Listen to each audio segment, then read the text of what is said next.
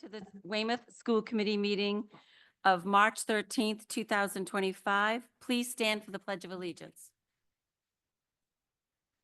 I pledge allegiance to the flag of the United States of America and to the republic for which it stands, one nation, under God, indivisible, with liberty and justice for all. Thank you. Our first item on the agenda is the consent agenda. Chair, I make a motion that we approve confirmation of warrant 36/2025, dated March 3rd, 2025, in the amount of $1,310,481.78 with money to pay. I also move that we approve minutes from Budget Subcommittee from February 26, 2025, an executive session from February 27, 2025, and regular meeting minutes from February 27th, 2025. I second the motion. Any discussion? All those in favor say aye. Aye. So passes. Our next item on the agenda is the report of the superintendent with Superintendent Mrs. Curtin. Thank you, Chair. I was just looking to see if Katie Montero is up there. No, that's our first celebration. Katie Montero this week was awarded the MTA's Educational Support Professional of the Year by the MTA. We are so proud of Katie.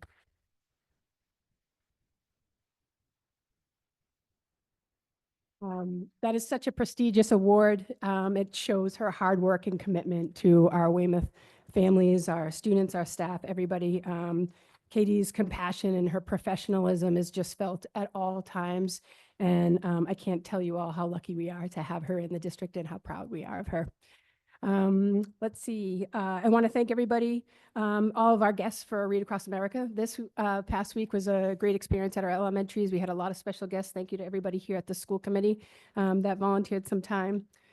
I wanted to also commend our Weymouth High School Theater Company that has yet again made it to the semifinals with their show of The Miraculous Journey of Edward Tulane. They are going to be doing a free open rehearsal tomorrow night, I think 7 o'clock. And then Saturday, they'll be competing at Chapman. So we're hosting the semifinals this year. So they'll be competing at Chapman at around 3:30. Yeah, so congratulations to the theater company. And next up, I want to talk a little bit about our new assistant superintendent. I can't tell you how excited we are about the new assistant superintendent. This was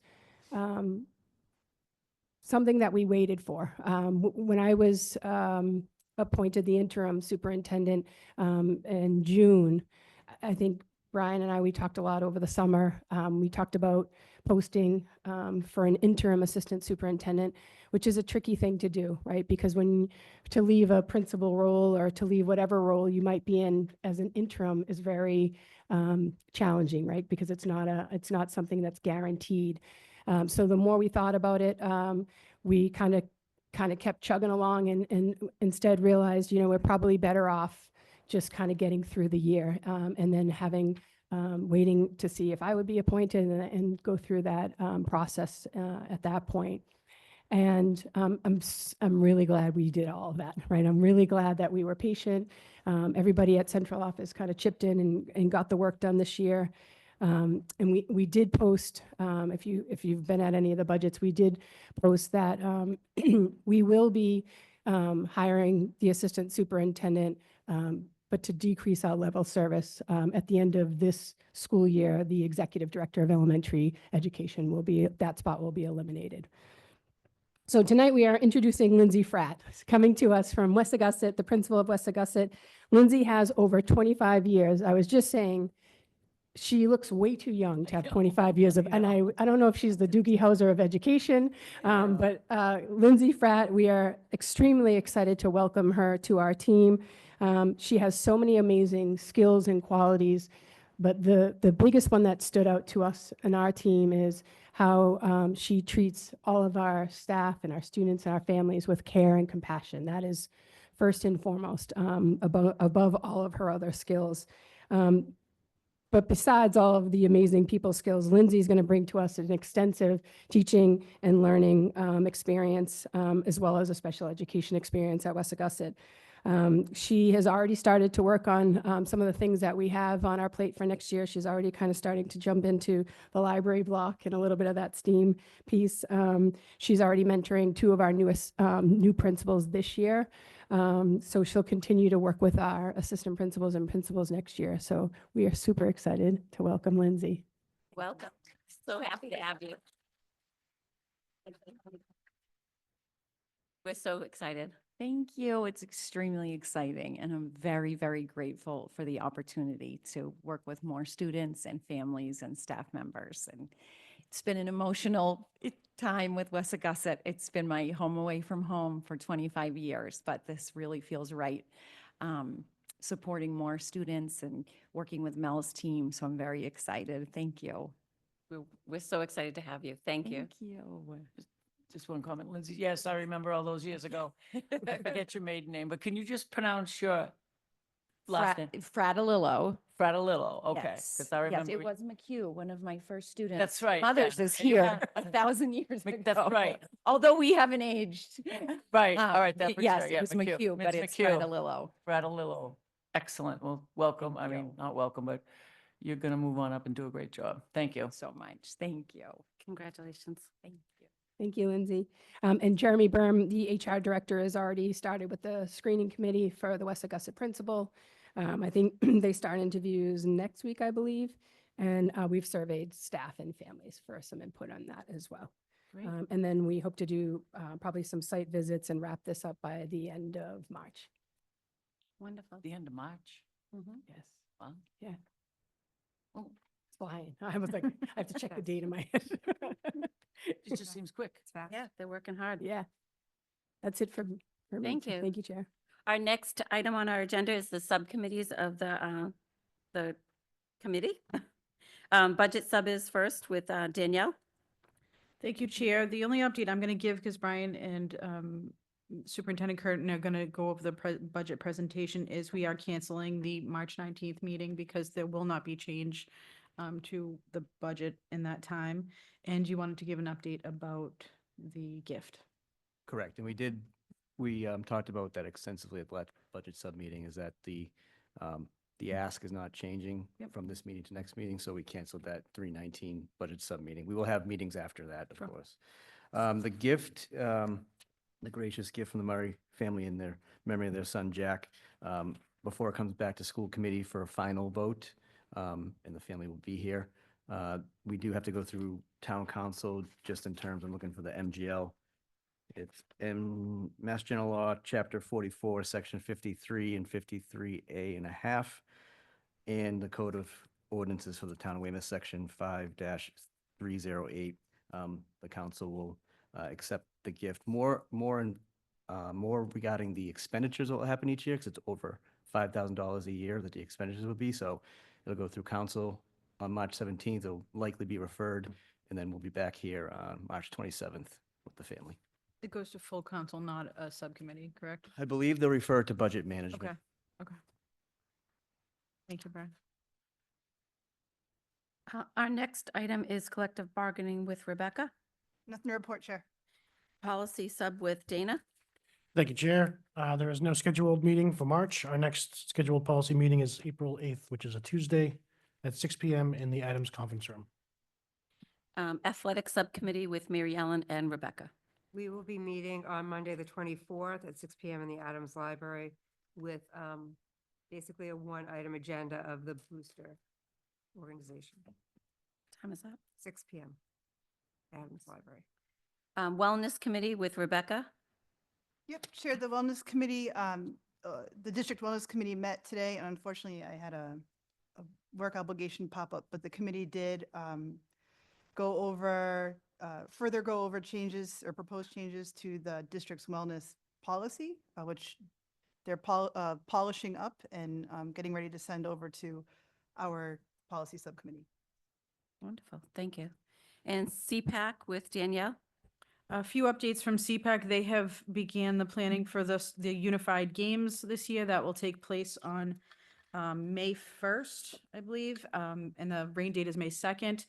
Planning started this week, so if there's any families that would like to give input to on those that day, reach out to CPAC, they can bridge that gap of communication with the planning committee. They also have several things planned for the month of March. March 18th via Zoom, they will have a presentation on disability history.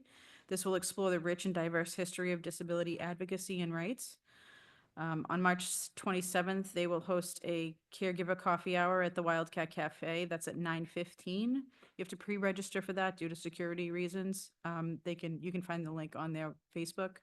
And then they're ramping up their planning for their annual resource fair, which will take place April 9th from 4 to 6 at Chapman. And that's it. Great. Our next item is new business, and we have the presentation of the proposed Weymouth Public School FY26 budget with Superintendent Curtin and Assistant Superintendent Smith.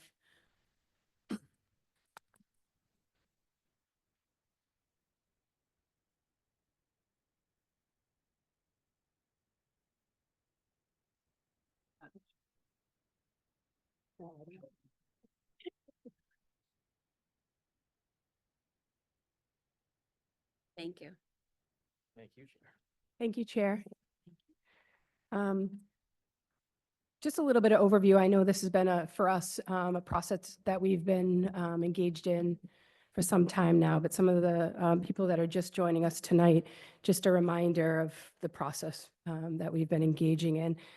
First and foremost, I want to thank Brian and Alyssa Bossi for their tireless work that they've been doing with this budget. I think what they're providing us this year with the real and timely numbers and how they're giving us this ability to be completely transparent and engage our community in this process is something that we're very proud of.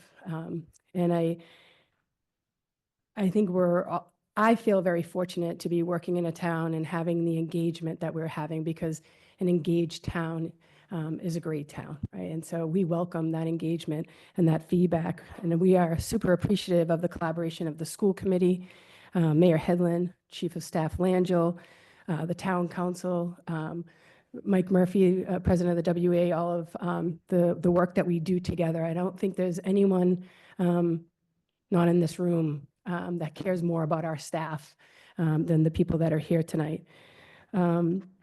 And we, excuse me, we've talked a couple of different nights about some of the major factors that are affecting our budget, not just our budget, everybody's budget across the state. We've mentioned that the ESSER funds, or the COVID money, has now ended. We've talked about the growing needs of our students, tied with inflation that everybody is feeling everywhere, and also the declining revenues in our town and everyone else's towns. And I think what's important to recognize as we go through this process is we recognize the emotions and the fears that this process brings to everybody. We feel that in our own homes, and we certainly feel that here in our schools. And I can promise you that we are all putting our full attention into this. We understand that when we're having these discussions, yes, it might be about money, but we know that it's about people's careers, it's their livelihoods. And when we talk about cutting positions or moving staff, we understand the impact that that has, and we take that very seriously.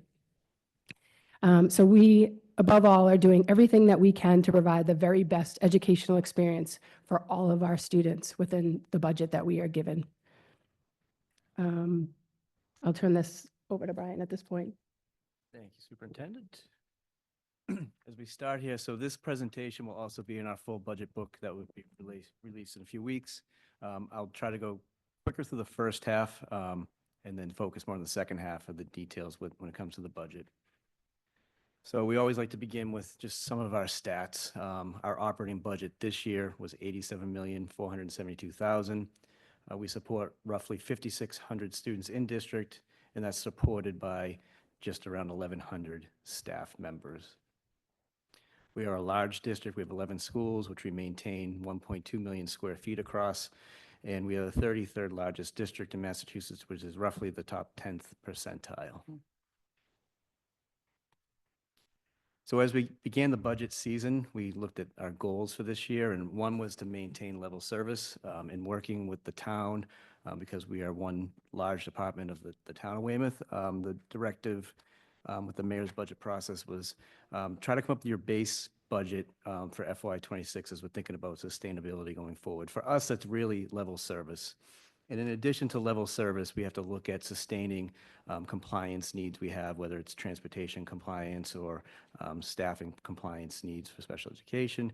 And then the last piece is the prioritizing the future growth. And we talk about prioritizing future growth last year, and we anticipate this year cuts, right? So we've brought back the needs list, and on that needs list, we prioritize our compliance positions, but then we also have on there positions that prioritize future growth for when we do grow again. As Mel mentioned, just the process, right? So encouraging the participatory process. You know, it's been great to see at Budget Sub the number of folks that have been coming to participate, asking great questions, making great comments, because that makes a difference in making this budget process better for everyone. Just a little on the calendar. So we look at some of our concepts when we talk about budget. We have our financial procedures review every year. We have capital planning, which we'll talk about in a moment. We do forecasting each year, which helped us in identifying the fiscal cliff several years ago. And then we have our annual budget documents. And procedurally, we follow a development process. We have a calendar that's publicly shared. And then we have to submit to the legislative bodies, whether it's school committee or town council, and then the ongoing monitoring. And just, you know, we're always living in 3 years, the last year reporting, current year expenditure, and then future year projecting and building. Interesting when it comes to school department and a town is we're also running concurrent with a state budget timeline. So here's the state timeline. I won't go through the details, but the point being that we don't know yet revenues from the state or feds. So that's part of the problem we have when we're trying to develop a budget that's 6 months from now in a new school year. Our budget specifically, you can see the timeline here. Again, it's, I think, a 10.5-month process of our budget timeline. But we really focus on the 3 months, January, February, March. And as we drill down on those 3 months, you know, where we are in the process now, we're at the public hearing, right? So the public hearing is this evening. We then have a potential vote, hopefully approval on March 27th. We submit our budget request to the mayor's office the next day, and then we go through the town process through the mayor's office and town council with a hopeful vote in June for our fiscal '26 budget. One thing we've been working on, I have to thank Mel's executive assistant, Kelly Powers, instrumental in our communication strategy. Public, and I have to give her credit for all these slides, by the way, because I can't use Canva like she can. So our meeting schedules, the annual presentations, all of our slides, our documents, everything posted on our website. And then even through our Zoom account, making sure that we're recording subcommittee meetings and posting them as well. And coming soon is an app that she's worked with Brett and James and Ed Tech on that we've tested it out, and I think it's going to be a nice tool for families to use in the future. So funding, let's talk a little bit about funding. We talk about our general funds, which is, you know, for us, our operating budget. In addition to that, we have special revenue accounts. We have grants, both federal and state. And just given the news we're hearing this year, we want to focus a little bit on the federal grants and the state grants in this presentation. And then, as always, we have revolving funds that are funded by its activities, its school activities funded by fees to families. You can notice no longer do we see the ESSER funding on there. So grants, we have our ESSA grants and then our IDA grants. So our elementary and secondary grants, which I believe going back to LBJ in 1965, were voted into law. That's our entitlement grants we go by, Title I, II, III, and IV. And then we have our federal IDA grants. That's for Individuals with Disabilities Education Act. So these grants we rely on for both staffing, we say staff and stuff, so payroll, and then other things that are non-payroll related. In addition to these federal grants, and all these grants come through DESE at the state level. We also have other grants. We have the immigrant grant, which we've seen decrease over the last couple of years for us, our CTE Perkins grant, McKinney-Vento, and then we have other grants. CFCE is for our, our pre-K age children, and then the school health grant, managed by a health services director. So all those grants come to a total of 3.5 million. So what does that mean for our daily operating budget? So we have our operating school budget of 87 million this year. In addition to that, to supplement, we have grant funding at 3.5 million, and then the revolver, as I mentioned, whether it's athletics, food service, pre-K, CTE, 2.5 million. So our piece of running Weymouth Public Schools it's $93 million. And I'll get into the other costs in addition to that. But it's just, I think it's important to note that we have an operating budget, but in addition to that, we have costs that are funded supplementally by grants and revolvers that really make the cost to run Weymouth Public Schools day to day almost $94 million.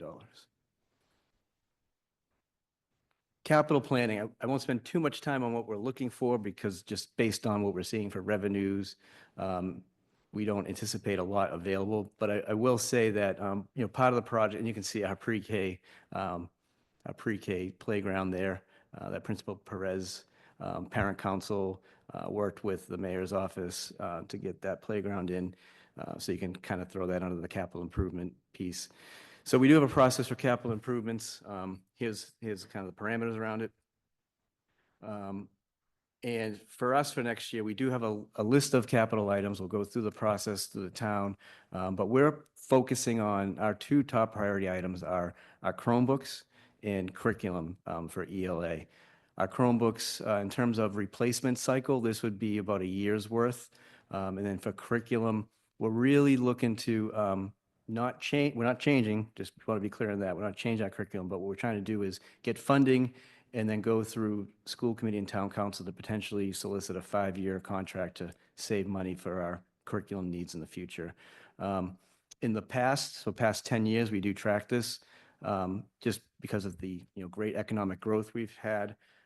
We've been able to, through the town, invest roughly $10 million, I think just under $10 million in 10 years to our capital needs. So that's buildings, that's grounds, that's equipment, that's vehicles, that's Chromebooks, that's modulars. So we did the modular classrooms when we brought 5th grade back to the primaries, and we've been approved to get 7 more, which we just had a meeting this week, and Superintendent Curtin in an upcoming meeting will update the committee. But our 7 modular classrooms at West Augusta, Hamilton, and Nash are on time schedule, on budget schedule, and looking to be in place and used starting this September. And in addition to all this, we obviously know about the Chapman project and then the Adams renovation project that was done a couple of years ago. Chapter 70. So a piece of our aid comes from Chapter 70. And it's a decreasing piece of our budget. I'm not going to go through this in great detail, but basically the state determines what it costs to run our district. They come up with what the local, Weymouth can pay for. And then there is an amount that's dedicated to us in terms of Chapter 70 funding. So the net school spending amount is what is required of a district to spend to educate children. And I'll get a little bit into what that means. But basically, by law, you have to at least meet net school spending. So this is a look back to last 2 fiscal years. So in August, this past August, the numbers were published for our FY23 net school spending. And we don't really look at the projected for this year or next because until we've gone through our end of year report and audits and DESE posts this, we can't really project too much about the next school spending. So it's always a 2-year look back, and it's posted the prior August, as you can see. So for us, if you look at that first column under school committee, that's really our operating budget day to day. This year, we're asking for a proposed $92 million operating budget, but you can see in FY23, what we actually spent was around $78 million. In addition to that, net school spending counts certain costs that the town pays that is attributable to the school department. So in FY23, that number is $23 million. And it's things like, our SROs, our amazing SROs in the police department, certain maintenance lines. The big number you can see in the middle of there is our retirement numbers for insurance and then our just insurance for our staff. And so that's a number we're looking at closely because we don't yet know what that number is. But anyone who experiences health insurance increases, it's been going up significantly.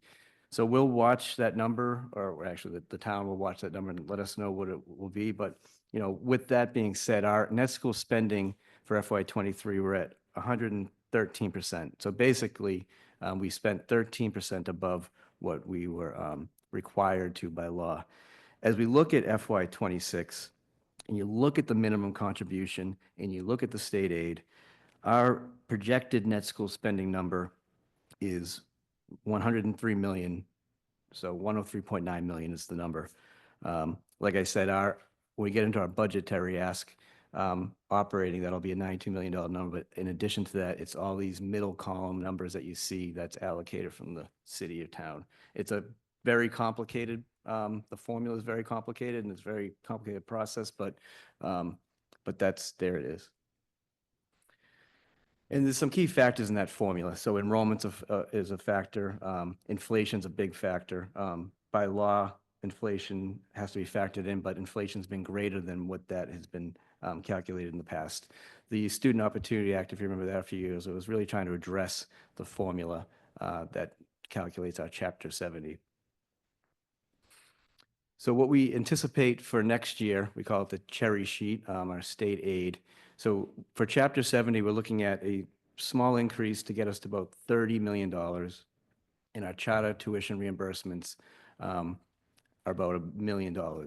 And if you notice there, you can see it doubles. And historically, it's been more around the 400,000 or 500,000 mark.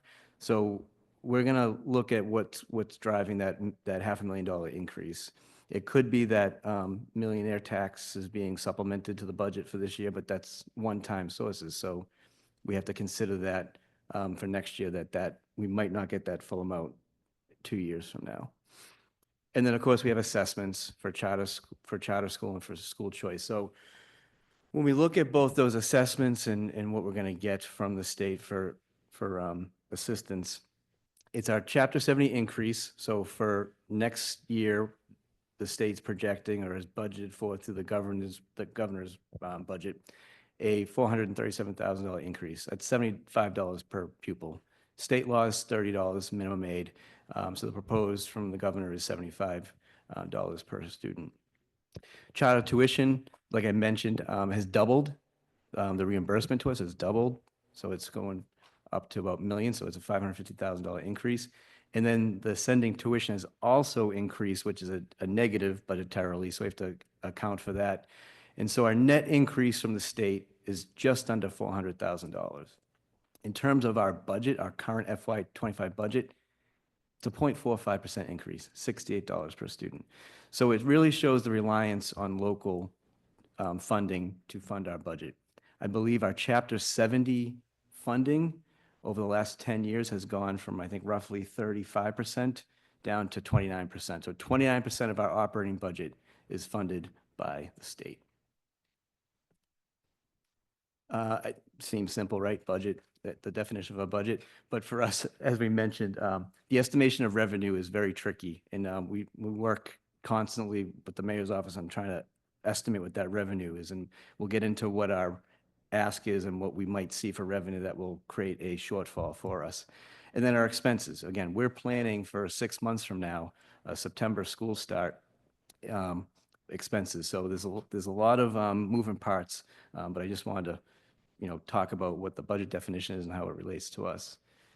And really this year, it's kind of the perfect storm like it was last year of just new challenges. Anyone who's doing this, school finance after a pandemic, end of ESSER, enrollment shifts. So you can see a number of things that, and this is from a Georgetown University study. So this is what they're seeing across the state for the landscape. And so as we've talked through challenges, there's discussions around impending changes to federal funding. We don't have anything concrete yet, so we just have to operate in the assumptions that we will get the same IDEA grants, we will get the same entitlement grants. Limited state support, so tightening revenues. But the real challenge we see is that last bullet, which is budget downsize. How do you, and Mel touched on it, how do you develop a budget that addresses the strategies, prioritizes spending, and has the least impact on teaching and learning? And that's what we were tasked with this year, and that's what Mel will touch on at the end of our presentation here. I won't go through all the budget drivers, but there's a number of them. And everything from increasing costs to decreasing revenues to the end of ESSER funds. And so our approach this year, like it is each year, level funding is the same funding. So you have a $100 budget this year, the next year's a $100 budget. Level funded doesn't work in education because our costs are increasing, and to maintain the same services is an automatic increase in our budget. So we always strive for level service funding. And then in addition to that, we maintain a needs list. We ask for additional staffing, which we've received with this great economic growth over the last 10 years that everyone has seen. But that has now switched in the last couple of years. So I tried to demonstrate the fiscal cliff the best I could. So bear with me a minute here. So the blue dotted line that would be typical 2.5% revenue growth year over year. What you see in that orange is our actual growth. So year over year, it's been about 3.8%, compounding. I think we've increased about $25 million in the last 10 years. That red line, that curve up, is the one-time money we've introduced and added in addition to our operating budget. So at the peak, where the arrow is pointing up, is where the funding went away. And at the same time, inflation happened, and at the same time, revenue started to decrease. So we were faced last year with a fiscal cliff of $5.3 million. I'll touch on how we addressed that, but Mel and the administrative team goal is how do you soft land that so you see the arc going towards fiscal 27? How do you soft land that fiscal cliff so that you don't decimate the district like a lot of areas had to do last year? So here's our proposed budget. Again, budget book. We have 20 cost centers. We have our 11 schools. We have other departments, special ed, maintenance, athletics. This will be in the budget book with pages and pages of backup down to the dollar of who the staff is, what the expenditure lines are.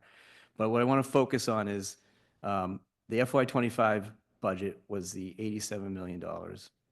And then as we fast forward to where we are now projecting for next year, it's $92 million. So what does that look like in terms of a funding request? Well, first we have to talk about the factors again, and Mel touched on the factors of last year and then this year. And the reason why we keep repeating ourselves is because these factors are the perfect storm of where our budgets are going and have been the last year or two. So end of ESSER money, and also in addition, opera money. We received a number of dollars from the town, so those funds are gone. We have the growing needs of students. We have inflation. We have declining revenues. And when I say declining revenues, it's not just local. It's state, it's federal, and they're going down. So our proposed budget for FY26, if we look at what it cost, in today's, staffing levels and everything, if we project it to next year, it's $92 million. And how do we get there? So our budget for FY25 was $87,472,000. We then increase what our level service costs are. That was just above 3%. And then as we look at what our budget was approved for 25 versus what it is going to be potentially for 26 is, we have certain positions we've added over the year for compliance. We also have positions that we're anticipating for next year, also compliance. And then we have costs, in particular related to transportation, that we used for the first time, circuit breaker, to fund those. That's a one-time funding source. We have to factor it into next year, into our budget ask. So basic above level service is $1.9 million. The total projected budget for FY26, if we do nothing in terms of cuts, is $92 million. So in talking with the town, right now, we're comfortable, it's not a guarantee, but we're comfortable that it could be around 3%. I just mentioned insurance costs, though. We don't yet know what insurance costs are going to be. So if we were to get 3% in funding and we're asking for 5.27%, that's a $1.9 million shortfall. So that's what we've identified through this budget process to date, is that if we don't get 5.27%, it's a shortfall of 1.9 million. Now, we're realistic. We're watching, we're talking to the districts, we understand that the idea of getting a 5.27%, it's not realistic. So even if you get one-time funding to get to that number, you just push the problem out a year. So that's where we spent a lot of time to date really focusing on how do we get to that $1.9 million number. And with that, I'll turn it back over to Superintendent Curtin to talk about that. Oh, actually, before we do that, I do want to explain the shortfall again, because I did mention earlier the fiscal cliff. So that fiscal cliff last year that was identified was the $5.3 million. So where we are now is $1.9 million shortfall. Why is that happening? Well, we had a fiscal shortfall of $5.3 million last year. And through a combination of cuts, increased revenue support, and one-time funding sources, we were able to push the problem out a year, right? So now that $5.3 million shortfall is a $1.9 million shortfall. So how do we address that? And it's going to be the same exercise of looking for increased revenues, one-time uses of funds, and see what we have in revenues, and then likely having to make cuts to get to that number. And again, that's just about the shortfall. But with that, I'll turn it over to Superintendent Curtin. Thank you, Brian. So I think, just to reiterate, the budget that we were presenting is $92 million, right? And I think, again, trying to walk through this process a little bit earlier and a little bit more transparent is we are asking for $92 million, but we are also being realistic, and we want to be clear with the community. If we don't get the $92 million, what will happen, right? So that's kind of as we start to plan for that. We talk about our priorities. We have to have a plan for what happens if we do not get the 5.3% increase that we're asking for. So we talk about the sustainability plan. You look at some surrounding districts, and what you're seeing is they're closing schools. They're eliminating entire programming. They're doubling fees. They're creating new fees. We are trying to work very, very hard to make sure we're focused on a well-rounded education that still includes a strong core curriculum, the arts, the wellness, the enrichment opportunities that we're very, very proud of that we have across the district. So what we're working on is how we can make thoughtful adjustments that align with our priorities, and what will that look like? So in part of this sustainability plan, we kind of offer some of the things that we would have to do if we're not given the $92 million, right? So we start to plan for that. I talked about a little bit earlier tonight that the executive director of elementary education will not be filled upon the retirement of Rich Bransfield. The director of fine and performing arts, she resigned, and we will not be filling that position. We have 7 elementary instructional coaches that will return to the classrooms. And in that, we are also considering, when we look at our elementary instructional coaches, we understand the work that they do. So we have to consider, where does that work get picked up? So we're not sure what we're going to do there. We're talking about potentially adding 1 or 2 coordinators to pick up the professional development, making sure that our instruction stays consistent across 8 elementary schools. The thing that we fear is that when you cut all of these supporting positions, that the district can start to set adrift, and our 8 elementary schools start to kind of drift into their own silos. And we want to make sure the hard work that we've been doing over the last 10 years does not dissolve. And then we're also looking at approximately 20 positions at the secondary levels, from grades 7 through 12, and including post-grad. And with that, we're also looking at the increasing of all fees to account for the inflation that we're seeing in all the different places. And then Brian was talking about, that's the one-time funding of using the ARPA funds. And so on this slide here, just want to trends, and again, this is from the Economics from Georgetown University. It just shows the increase in, or decrease, I should say, in student enrollment. And we always talk about Weymouth that our student enrollment has gone down roughly 20% over a 10-year period. But we're seeing that not only level out, but grow at the primaries. And so that's why we're seeing the modulars being put onto the primary schools. And in our budget, we have to fill 3 of those classrooms next year with staff to accommodate the students that will be going into those classroom spaces. So I just want to go back to this slide just to summarize, again, the proposed budget. So our level service ask is $90 million, but then we add in compliance last year, compliance this year, one-time costs that are being covered by circuit breaker for transportation. Our projected budget for 26 is $92 million. That's what we're asking the committee to vote on next meeting. To put it into perspective, that level service number of roughly 3%, where we see revenues right now, that's probably more a realistic number right now versus 5.27. But to put some perspective on it, we did note about a third of the way down the 9-year average. So I mentioned earlier that our 9-year average of revenues was just about 3.8%. I think when you add in a 10th year with a supplemental budget that happened back in FY16, it's probably over 4%. So we've been getting for the last 10 years over 4%. And then now we're looking at a budget that is growing 5.27% with declining revenues. So that's the budgetary problem we face right now as we go through the committee to the town process. So with that, that's our presentation. Thank you. Thank you very much. So I'm going to open it up to the table first, and then we will open it up to public. Rebecca? So I might have a question later, but this is my first one.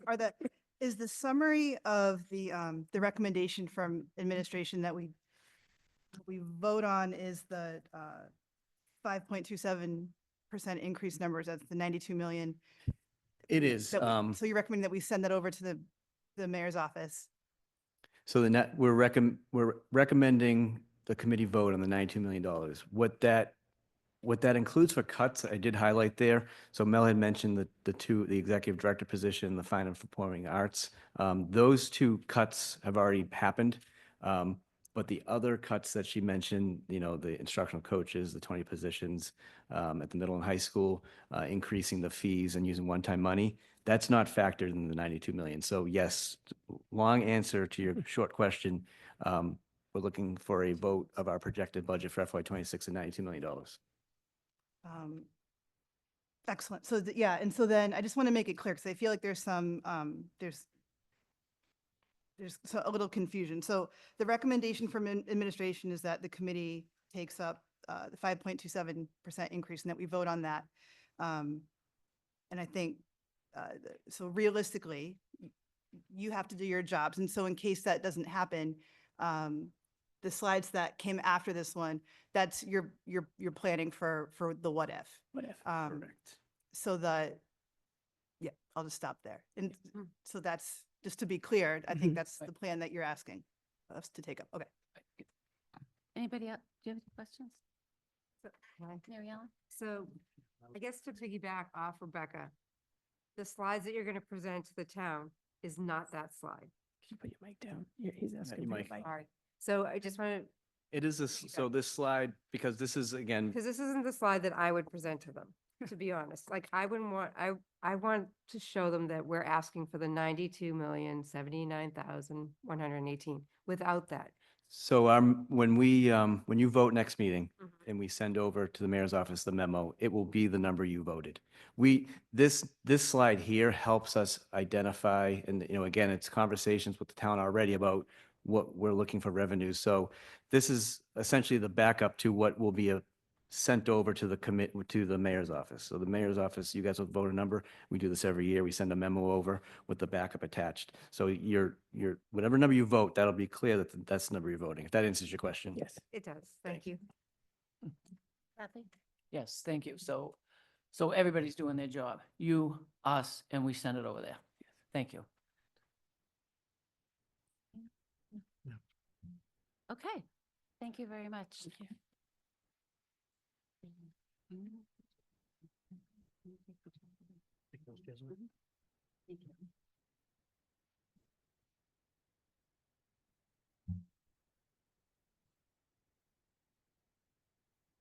That changed for I know, that changed.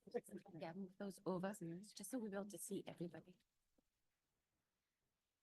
So we're going to open this up to the public hearing part of the budget. We're going to be changing things up a little bit so that we'll have people come up to the podium, talk. We are going to be able to get some, we hope to get, if people have questions, you could ask questions and we hope to get those answers for you. About the budget. This is About the budget. This is just about the budget. So the first thing I'm going to do is ask for a motion to open the public hearing for the FY '26 operating budget. Public hearing. Chair, I'll make a motion that we open the public hearing tonight for the FY26 budget. I second the motion. Does anybody have discussion? All those in favor? Aye. The public hearing is now open. And I just ask that you raise your hand if you want to be recognized. We will ask that you state your name and your address for the record. And with respect to the process, you'll be able to ask questions to me, through me to the superintendents, if we are able to answer those questions. And we do have a time limit, so we really want to hear your questions. And anyone want to come forward? Mike? Sit if you don't mind.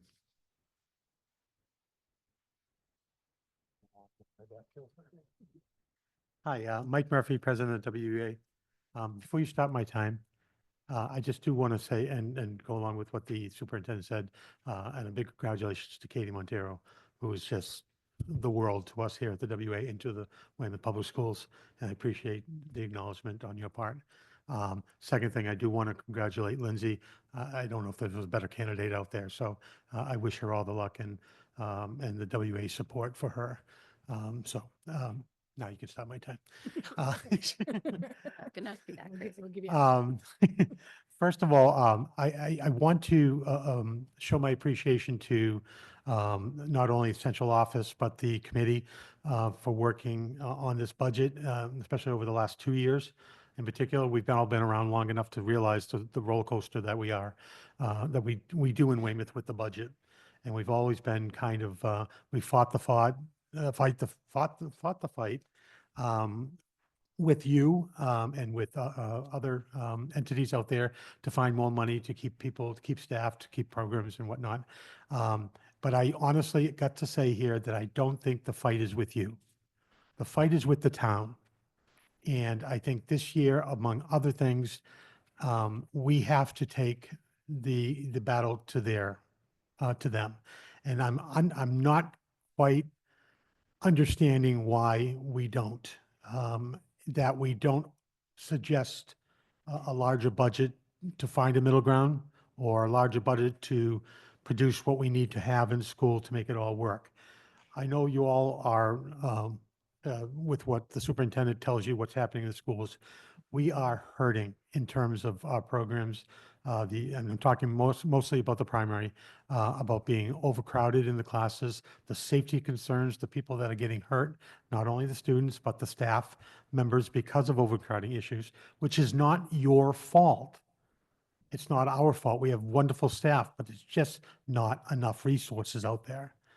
And when you talk about the town side, who has built everything on the planet to be progressive, what they've done is invited the fact that we don't have the money, because those people haven't moved into town. They're not paying the taxes that the mayor has said.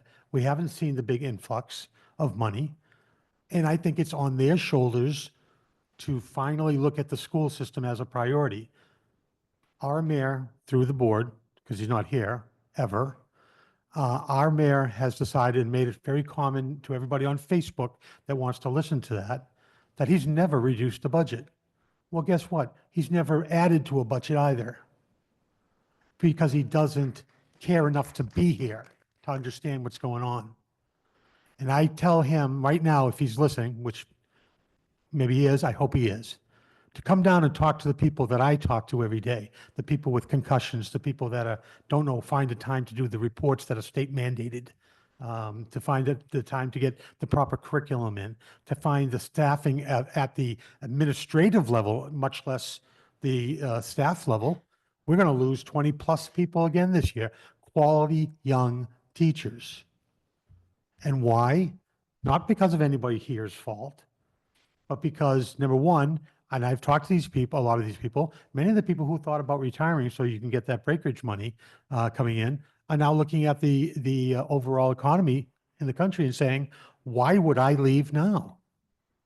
So I'm asking you from the perspective of a WA president, a person who dearly invested in this district and in the schools and in the staff members, and for the last year with you particularly, to please reconsider the budget and bring to them what is needed, not what we can afford, not what we think Ted thinks we can do. Make Bob Headland make a decision for once and let him come out in public and say, we can't do it, or we can. Because the schools affect everyone, the fire, the police, the DPW, everybody. And if you let it go down, we offer all the programs, we have the housing, it's only going to get worse. Thank you.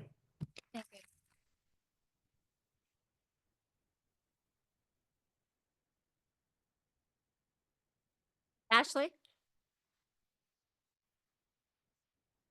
We'd rather you stand so everybody can see you nice and clearly. Okay. Good Lord, I'm a little short for this, but all right. Hi, Ashley Dickerman, 846 Pleasant Street. I'd like to echo everything that Mike said.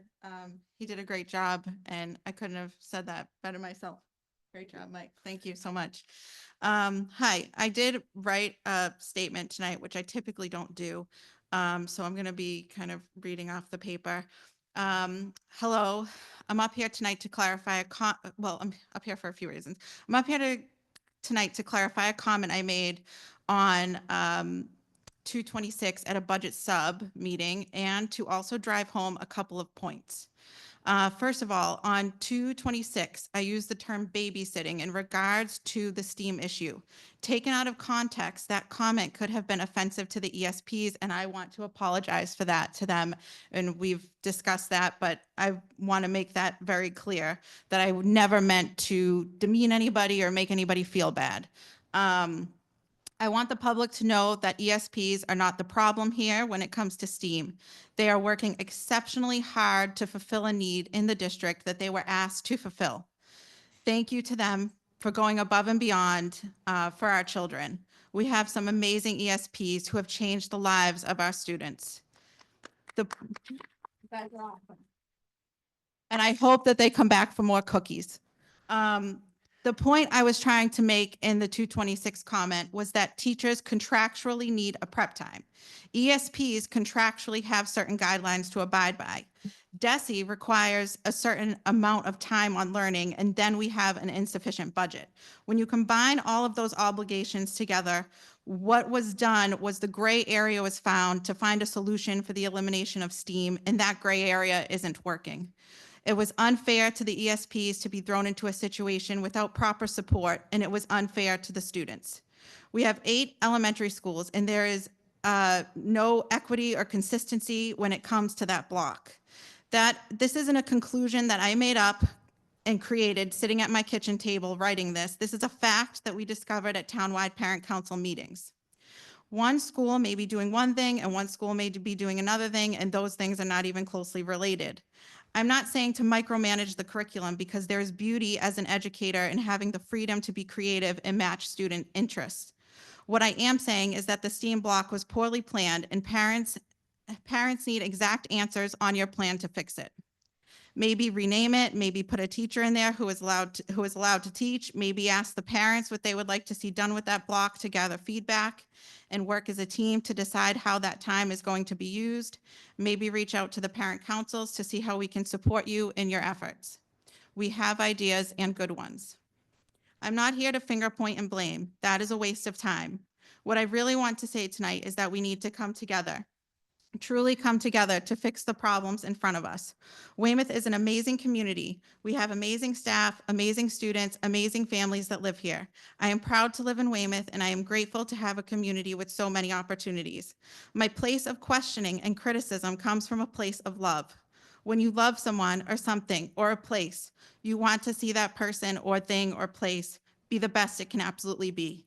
You see the potential and you see the strengths and you raise the bar because you care. I would not be spending the majority of my free time at meetings and researching funding. I hate numbers. I'm a reader and a lover of words if I didn't care. I don't want us to waste our time trying to blame or have someone take responsibility for what has been done. I don't want excuses for how we got here. I simply want us to come together as a community with open hearts and open minds to fix the issues at hand. That is where our power lies as a community. Instead of turning against each other in a time of stress, we use that energy to drive us together to fight for the thing we all want, no matter what role we play in the school system, a budget that reflects the true needs of the school system. Thank you.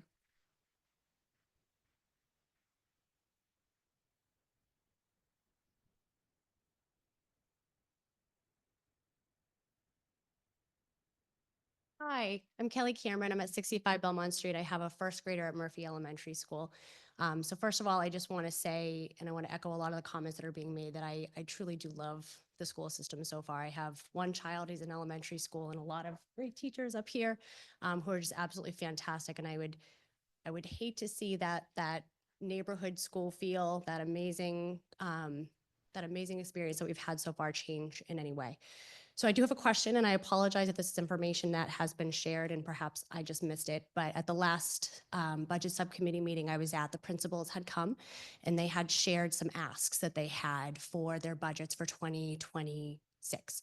And this may be a naive question looking at what we are looking at, but are any of those asks included in the 2026 budget, or is this budget strictly looking at keeping things flat as they are today? I can answer, Chair. Go right ahead. Thank you. Thank you for the question. So in that number, the compliance 25, 26, that 399,000 number, there is some of the requests. So when we look at our needs list, some of the positions are in that number. And it was based on the prioritizing that working with the principals and what they made. So that full list was at Budget Sub. It's online, and it will be in the full budget book when that's published in a couple weeks. Okay, thank you so much for the clarification. Thank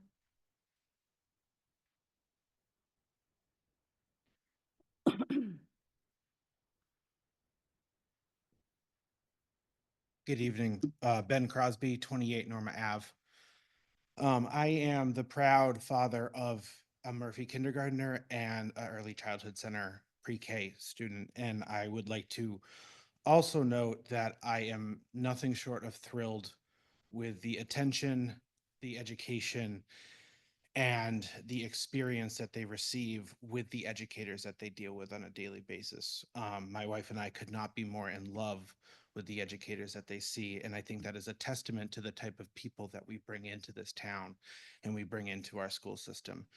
I also want to note that I want to thank all of you. I'm fairly new to these meetings, but I'm not naive to the efforts and to the difficulty of your job and to how difficult it is for you to kind of sort through this process. But I do have a couple things that I wanted to bring before you and ask and pontificate about, if I may. I wanted to express my sincerest agreement with Mike for what you spoke about. I thought you said it very well. And there's two main things that I want to bring up. Now, first is kind of a question. We talk about level service. What is the baseline? And that's not meant to be rhetorical. I am curious. What is the baseline to determine level service? I can answer that, Chair. Oh, yes. Yeah, Oh, right okay. ahead. Sorry. Thank you for the question. Having two children go through Murphy School, I completely agree with how amazing that school is. So level services, basically, if you take all the staff and services that we have today, next year, what will they cost? So it's only a 1-year look back. It's a 1-year projection based on contractual obligations of staff and contracts for services, Okay. electricity, such. So that's basically what it is. Okay. And I ask because this is, I like to read, but numbers are my jam. Uh,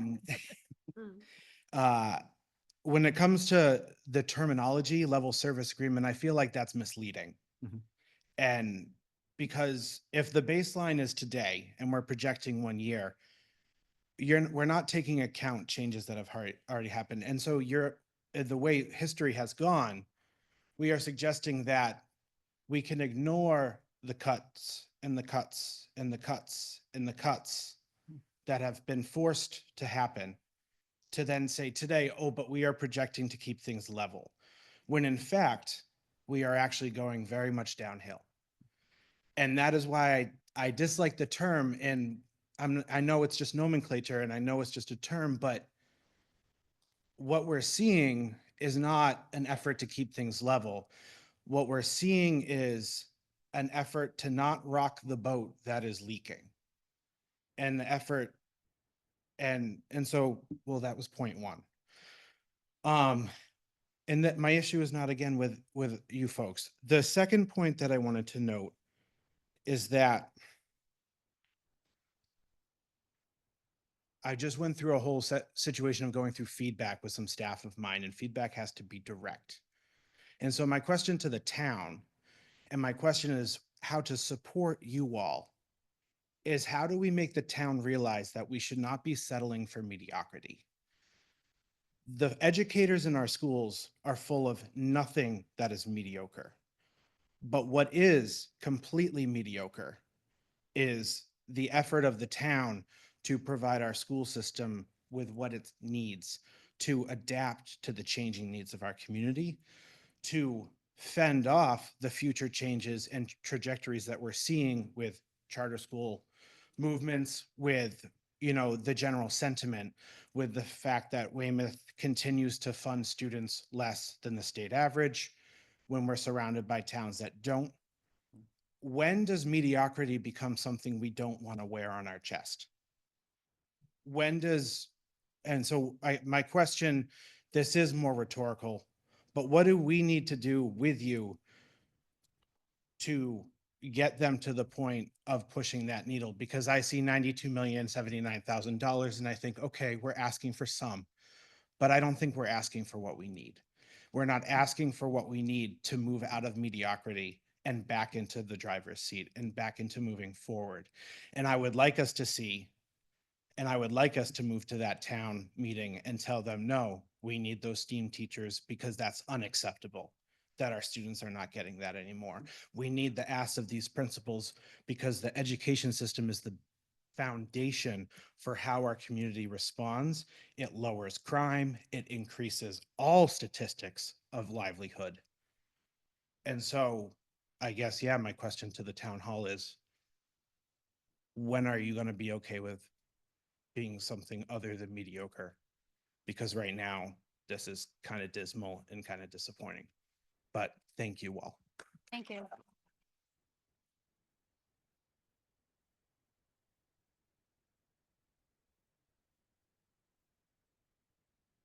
Anyone else?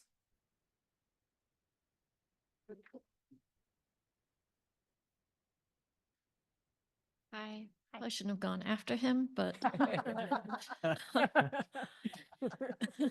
my name's Kristen Morrison. I'm at 16 Harland Road. He's actually one of my neighbors, and I agree with everything he just said. I'm still new to all of this. I have a first grader at Murphy School, and I absolutely love the school, and I love the community and the people I've met because of the school. And some things that were brought up, I don't understand how our budget said that we're in the top 10th percentile of the state in size, and I don't understand why our budget doesn't reflect that. We need to ask for more. I don't believe the budget accurately reflects what the schools need. I think they're undervaluing greatly. There's still 7 years of kids, COVID kids going through the school system that need so much more support than other kids in the past. And I don't think that's even taken into account. Thank you.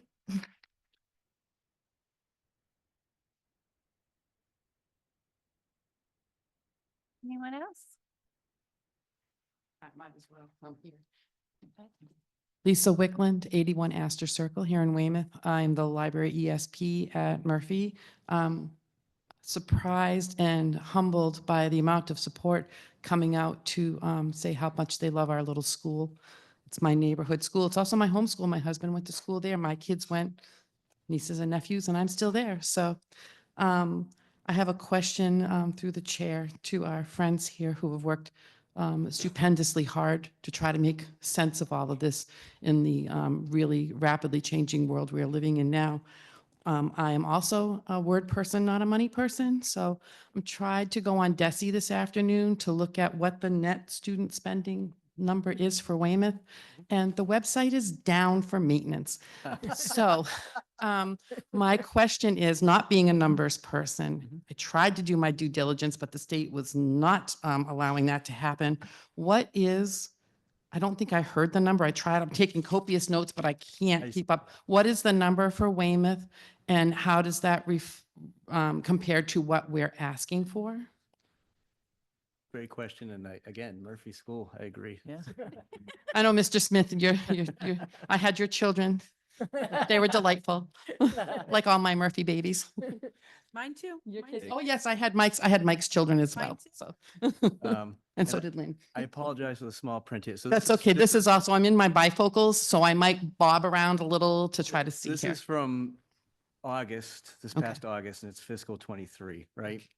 And DESI's data is always lagging because of the reporting and the auditing. And so basically, to answer your question, the net school spending number for fiscal 26 is $103 million, 900,000. It's roughly rounded 104 million is that net school spending number. Okay, so if I understand correctly, DESI feels that we should, in Weymouth, be able to afford to spend almost $104 million on our school budget, or 103? I'm sorry, what number? Correct. So with Chapter 70 money in the local aid, the Okay. net school spending number would be 104 million. Now, let's just say you got the $92 million budget. In addition to that, there's other costs that are in the middle column there. So in FY '23, they totaled 23 million. So Okay. just out the gate, if you get 92 million plus the 23 million, you're way above that net school spending number. Okay, But we've been running, so I started in 18, and a few years before that, Weymouth was below that. they net were school for a spending. long time, yes. And so since then, through economic growth and investment locally, state level, we've been growing more than the net school spending number. And it's been in the 100 and teens, I'd say. I think it's gone from like 108 to 112. And so to answer your question, 103.9 million is the net school spending number. Our operating budget ask plus the additional accounts that the town covers that they can attribute to schools, insurance, our SROs, certain maintenance lines. Right, That total number is what our net school spending is. okay. So what we're asking for, we can't control what the city and town, that 223,000 number from the previous thing is. We can't control what they're actually going to give us for that. So we don't ask for the whole 104 million. We ask for a number less than that because that Yeah. city and town number is going to be added to it. Is that reasonable? Is that, is my thought process following you? 100%. Okay, okay. And what we ask for with the school committee votes is that daily operating budget. They Okay. don't vote the middle numbers in terms of insurance, and they don't, Okay. the school committee doesn't vote that. Daily operating, I'm writing notes, sorry. Don't count cost my 2 minutes. Okay, thank you. That clarifies a lot for someone who doesn't do big finance like this. I don't understand. So when I go to the next meeting with the town, with the mayor and the councilors and things, that 92 million is a reasonable thing for me to be pushing them to agree to? I mean, or should I be asking for the 102? I mean, it's knowing, I mean, So the 100. I don't want to be unreasonable, but I also want to not change my ask from the town. So the 102 is sort of it's an additional piece that's not what the school committee is voting. They're voting the 92, which is what we project the cost to educate would be next year. Okay. All right. I just want to make sure when I go hassle the town council and the mayor that I'm haggling for the right amount of money. I also want to say my appreciation for the attention that was been given during our professional development, during the library paraprofessionals for people like Lindsay and Jeremy Berm coming in to see what we need. Obviously, it's been a lot of back and forth as a learning process for the library ESPs as well as the administration to try to figure out the best practices for that time. And it varies deeply from school to school because of existing staff shortages, especially in the building substitute positions. I know one school in particular, they have 3 of each grade, 3 classes in each grade, and they only have 5 slots during the week because we only go to school Monday through Friday. So they have their Unit A and Unit D library people, the specialist positions, are taking a class and a half at a time, 1 day a week each, to make sure that the contractual needs for prep time is met as well as the kids getting their special times. So I just want the people who are here listening to understand that not just the library ESPs under pressure, but also the Unit A specialists in some of these schools are seeing class sizes of 30 to 35 small children, kids that are in K through 5, 5 to 11 years old. Can you just picture yourself for a moment in a small room with 35 8-year-olds No. who haven't had snack yet or recess? It's not sustainable. It's not sustainable. So whatever the plan is and whatever money we have to work with, I would hope that the money ask includes, I know it's not their fault that they can't hire building subs, but like maybe that money needs to come up a little, what we're offering there, and perhaps reevaluating what the true cost savings is to us to not have those Unit A specialists for STEAM in there, because the cost is not just monetary. It's going to be, I'm going to use the word ugly going forward. If we're going to have to continue to have class and a half in some of these buildings, it's not sustainable. And it's not fair to the students particularly, but it's also extremely taxing for the staff. No matter how much planning we put into it, no matter how much we're given for materials to use with the children, it's not it's not sustainable. Okay. So when I go to the mayor and the town council, I'm going to be using some examples like that to say level service, as my parent said earlier, is not acceptable. And I know that it's the only reasonable ask we can kind of expect to get in this economy, but I don't think we should go down without a fight asking for a higher number. Thank you. Thank you.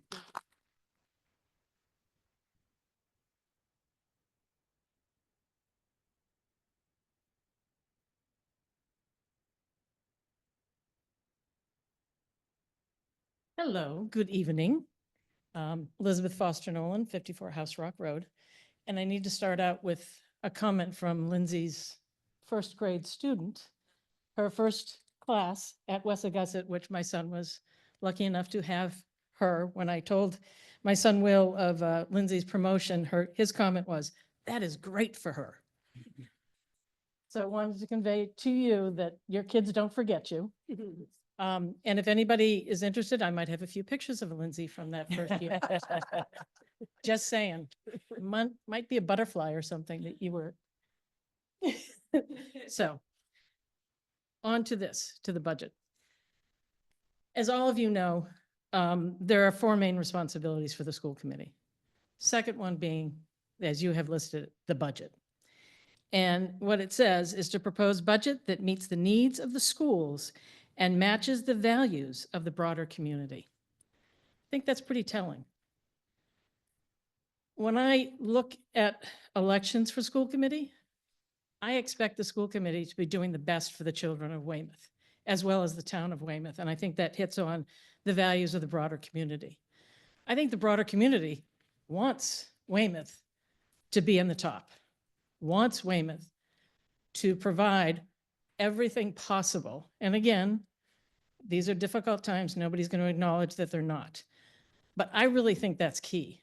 And what I really would love to see, and part of this is education for our town, is what is the real number that the town needs to give the school to meet the needs of the schools and matches the values of the broader community? That is your charge.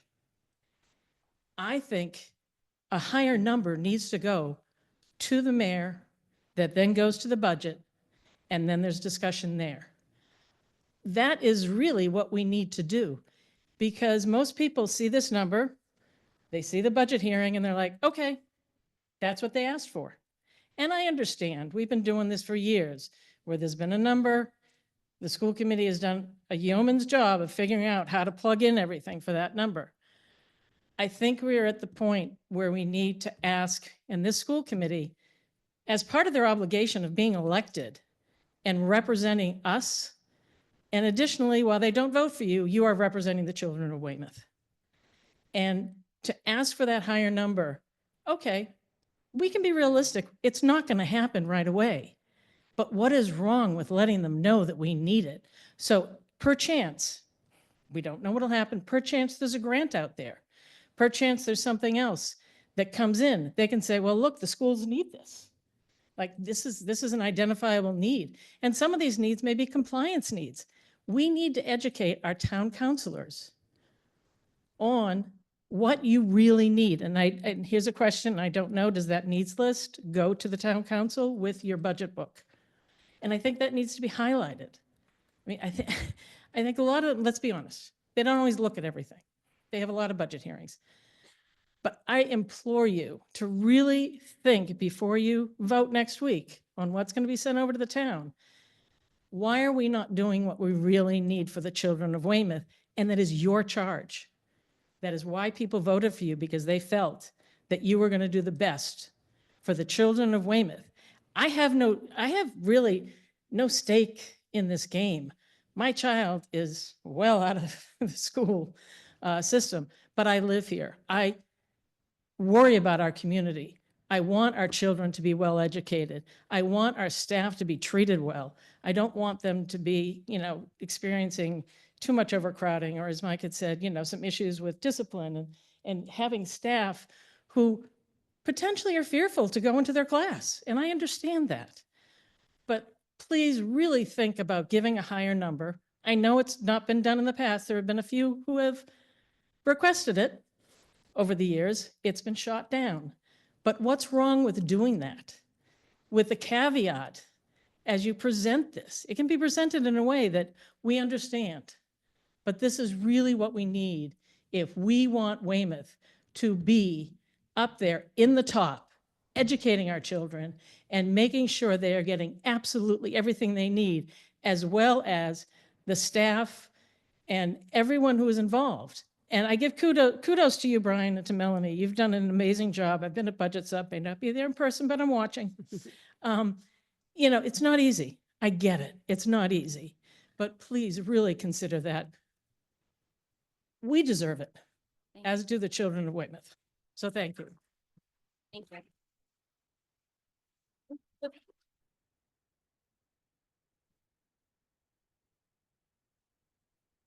Everyone was going over.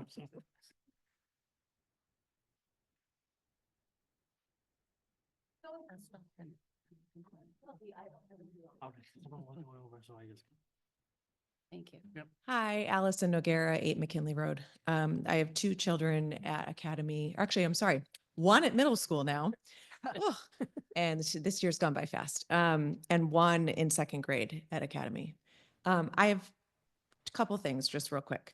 First, I just wanted to let you know, I've been going to the budget sub meetings and whatnot. And I just left our parent council meeting where our principal did overview this plan ahead of time, which was really very nice and very transparent. And I just appreciated that. And I think that comes from the top with transparency. So thank you for that.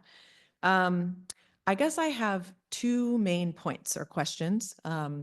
One is a really direct question. And if you can't answer it, I do understand. Has the mayor ever told you why he doesn't come to these meetings? Can you answer that? I don't mean to put you on the spot. And if you I like personally want to cannot plead the tell you. 5th, I understand. But It's a really direct question. He is on school committee. Why does he not come to this? He's never Ever. expressed why, to me anyways. I don't know in other members. Okay. I think I may be speaking for the broader community. I hope he's listening, that this has been such an education for me to come to these budget subs, listen to these hard decisions that you all have to make, understand why cuts are made, why, just why we are where we are. And I presume that, and I know you speak to his chief of staff often, but I presume that he receives, as the, overall leader of Weymouth, $92 million, and that's it, and isn't looking down into the weeds to understand where all these decisions have been made. If he had been coming to school committee every single week and going to budget subcommittee meetings, then he would understand where you all are with the financial barriers here and what we need as a community to be educating our students in the way that they need to be educated so that they can get into colleges or they can go into trades or do whatever their goals are for their lives. If they're not being educated, what is it, $75 per student? Was that right? That's the increase we're getting from the state. Yeah, it's not enough. And I wish the mayor was here so that he could understand why we need more money for the schools. So I just wanted to say that real quick. And maybe he'll send me a Facebook message and tell me why, because he gets on Facebook a lot. And, yeah, he touts that he's never cut the school's budget. So I do hear that. I'm almost done. I do hear that he's never cut the school budget, but I think that goes back to ask for more and make him say no. So that was one quick thing. The other, this is actually a question. Do you ever look at school districts that are the same size as Weymouth and compare Weymouth to those districts in terms of how much they spend on, like, per pupil? And are we in line with them or are we below them? And could that be a way that you can argue to the mayor that we need more money for the schools of Weymouth? And that's it. Thank you. Thank you. Thank you so much.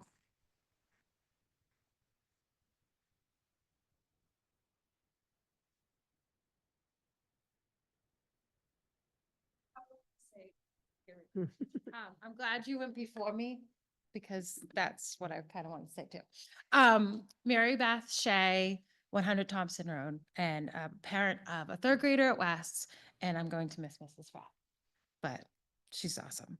Okay. I wasn't going to say anything about the mayor. I really don't have anything to say except that he did go on on Facebook and say something to the effect of, it should be noted once again, schools will be getting a higher percentage funding increase than the overall budget, and the state education aid not keeping pace with teacher salary increases, fuel costs, overall inflation, blah, blah, blah. Well, I feel like you guys, like she said, you guys get in the weeds of that and you guys tackle that and you talk about that and you plan for the state aid to not change because we can't change what's going on, in the state capital, but we can deal with what's right in front of us in Weymouth, and that's you guys doing your job. So other people should maybe step up and do their job as well. But one thing I wanted to say that it kind of has already been reiterated tonight, but you mentioned we're the top 10% in size, the 33rd biggest, and then you brought up comparing, our size to what other schools, other districts our size. Well, I know Gus is going to come up here and say probably what I'm going to say, which is if you look at all the numbers from the net spending booklet, goes to page 6, you go all the way to page 6, and we're like a few up from the bottom for net spending. So that answers your question. Bottom 25%, right, in spending, but we're the top 10% in size. Gus, right? Are you proud of me? Okay. And that's just it. And like, you guys are doing the work to like improve that, right? And I think it will ring home to some of those people that sit here for town council to say, and I said this at one meeting and people like, maybe don't do that, but like, what is Hingham spending? What is, what else, what other thing is our size? Like, I don't know, but other towns that are our size. And like reiterate that home, because it seems that other people that sit in seats like yours care about that. You guys care about this, and that's very much clear. So that's all I wanted to say on the record too. Thank you. Thank you.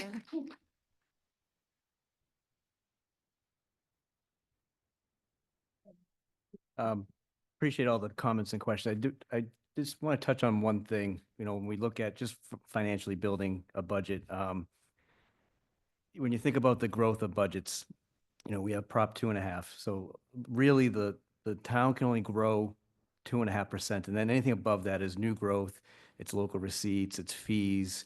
So it's hard to, when you see a 5.27, I've been doing this for a long time, and it's, I've always approached that when budgets are growing 2.5 to 3%, given the restrictions of the Prop 2.5 and the laws that are in place, it is difficult. So the way Mel and I approach it is that certainly the 92 million, you can ask for more funding too, but we just learned it with ESSER money that when we got a infusion of roughly 12% of our budget one time with ESSER and it goes away, so do the jobs associated with it. So we're trying to build sustainable budgets. So I hear the asking for everything we need and more. I hear that.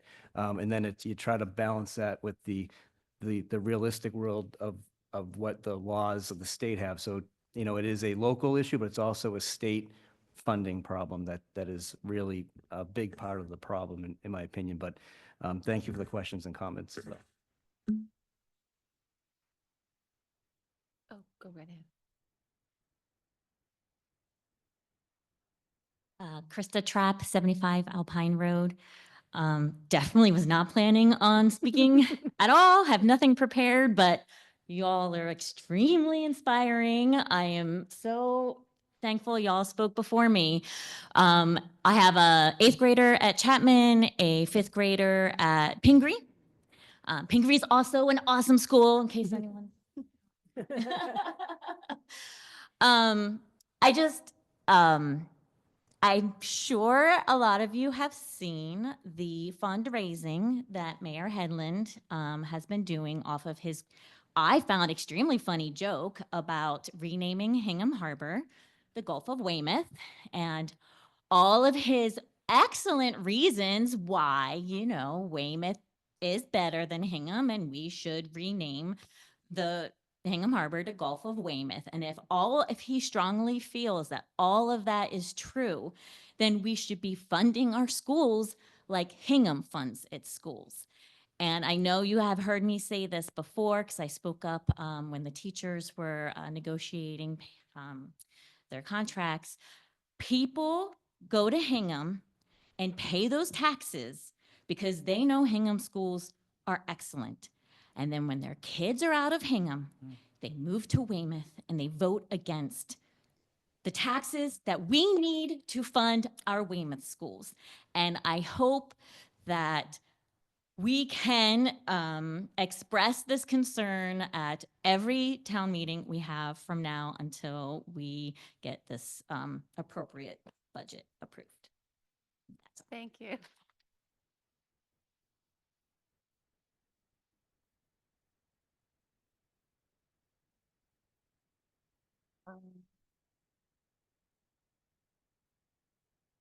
And Amy, you said we have some on Zoom? Okay, thank you.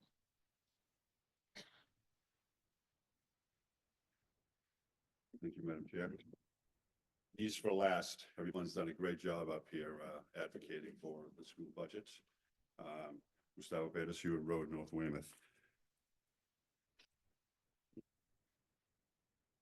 Let me just first start by saying that it is exciting, the level of hope that exists in the community, and for all those of us that have been involved for a long time, to see our new stellar leadership at the helm of Weymouth Public Schools in the likes of Superintendent Curtin and her partner in an effective team, Mr. Smith, as the CFO/COO.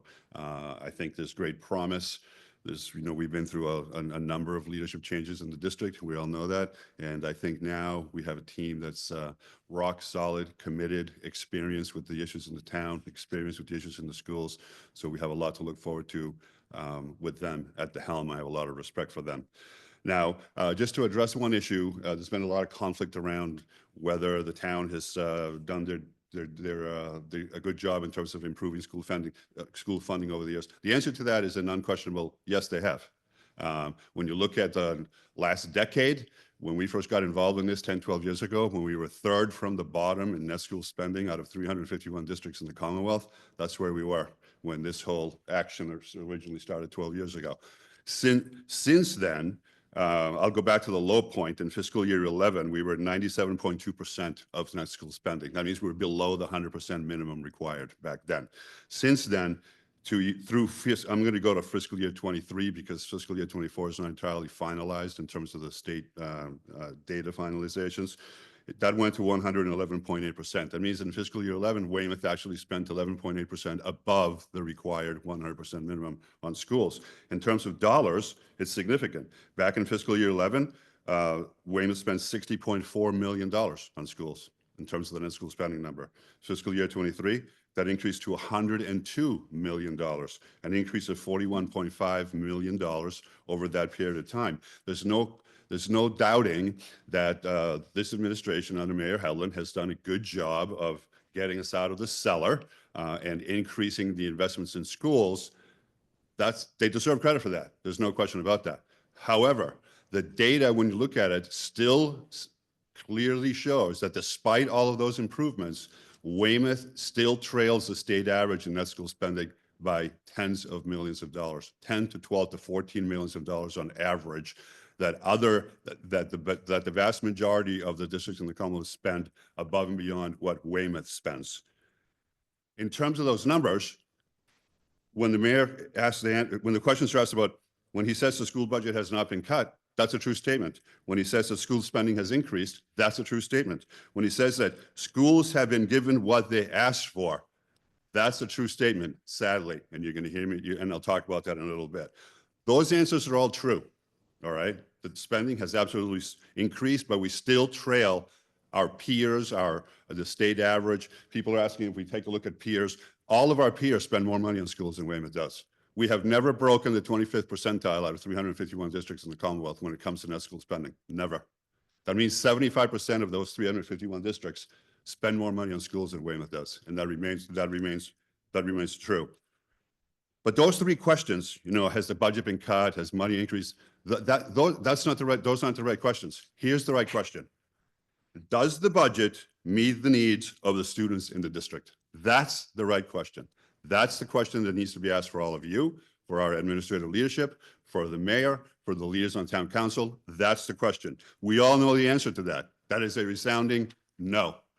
Over the past years, the answer to that question is no. And this budget for fiscal year 26 continues to perpetuate that. The answer to that question, does this budget meet the needs of the students of the district? The answer is no.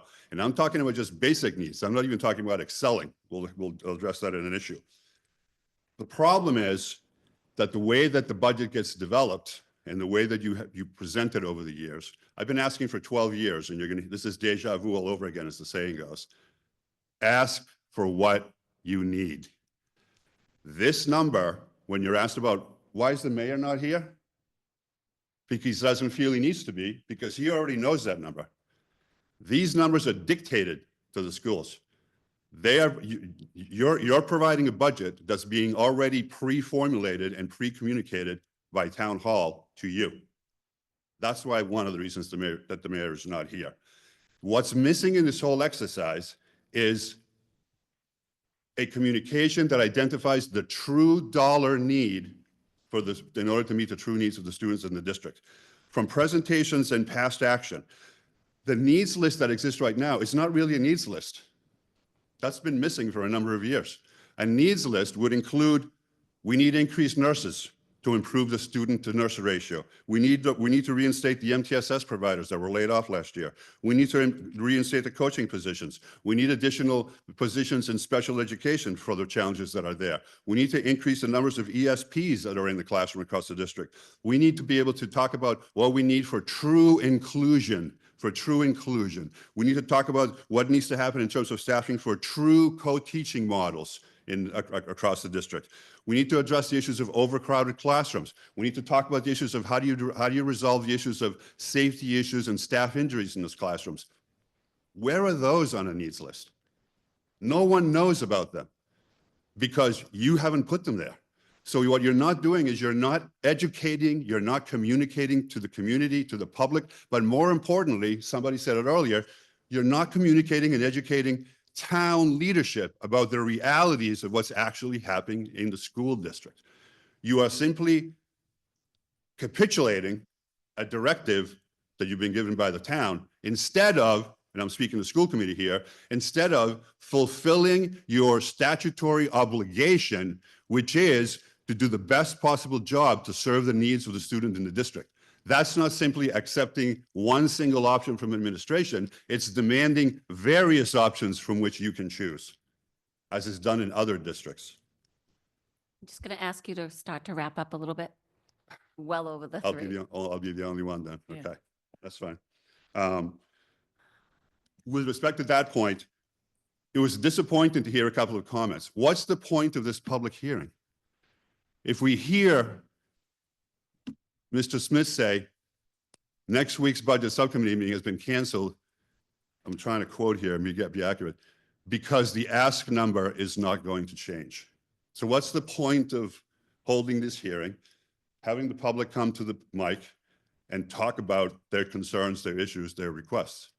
What's the point of this public hearing if we also hear the superintendent say, we're going to develop a budget based on what we have been given? What's the point of the public hearing if you've already closed your minds to potentially listening to public commentary about the fact that you need to do something different? I'll finish up. Other districts present options to school committee. You've only been provided one. Newton, for example, presents a variety of levels. Their high option level is called their Thrive budget. Where's Weymouth's Thrive budget? It's not 92,079,118. It's something else. It's higher.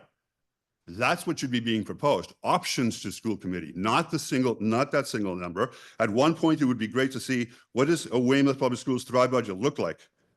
So it should be okay to request from the town additional numbers to really make the district the stellar one that it can be. I would suggest that you reschedule next week's already canceled budget subcommittee meeting, reconsider this approach, toss a higher number to the town because that's actually what needs to happen, and then discuss and vote on a different budget option when you reconvene to vote on it next week. The children deserve it, the parents deserve it, the community deserves it. Thank you, Madam Chair.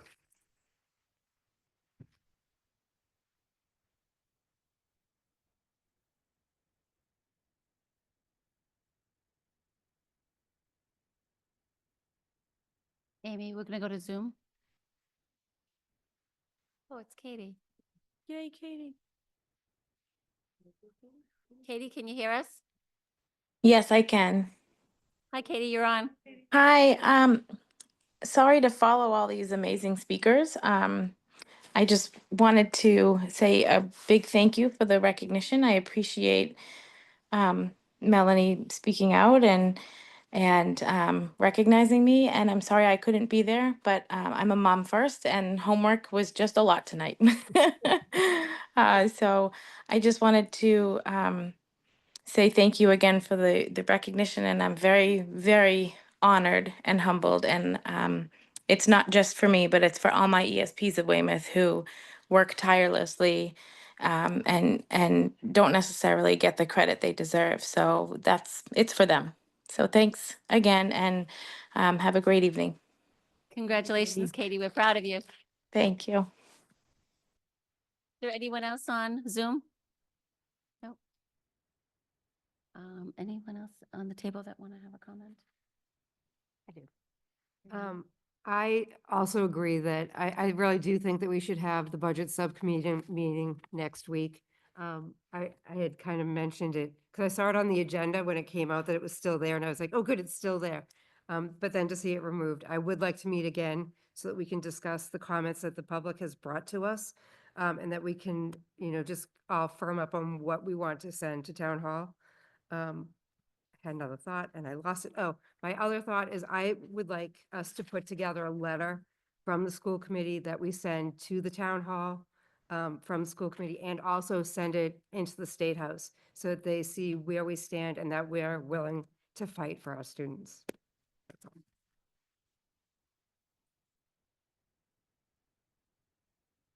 Kathy? Just a couple of comments through you to Brian, if he has it. Do we know when the annual town meeting is going to be held?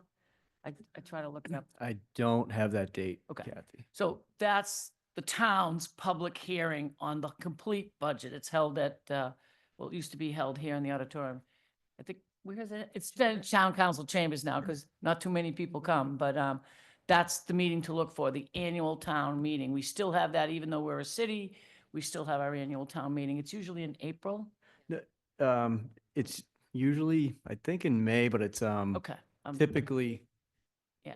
So I didn't see it on their calendar, yeah, but so that if we could get that out to educate people about that. could I just and- address that? Sorry, real quick. I'm sorry. If I could just address that piece. So usually mid-April, that's when the mayor presents his budget to town council. It gets referred to budget management. The town meeting, I think, is typically in May. All right. The only date I know in May for sure right now is Mel and I will be presenting to budget management as of right now, May 13th. Okay, okay. And, thank you all for coming and speaking. We have been doing this for a long time. I agree with, everybody. My only comment is, yes, it's a town problem, but it's also a state problem, and we can advocate to the state. We've been having $70, $75 for, per pupil for 18 years, or, we need to increase funding. The state can find money. They can find billions of dollars for other programs, but we need them to do better for all of our states. And, so we do have us, the town and the state. That's my thought. Thank you. Thank you.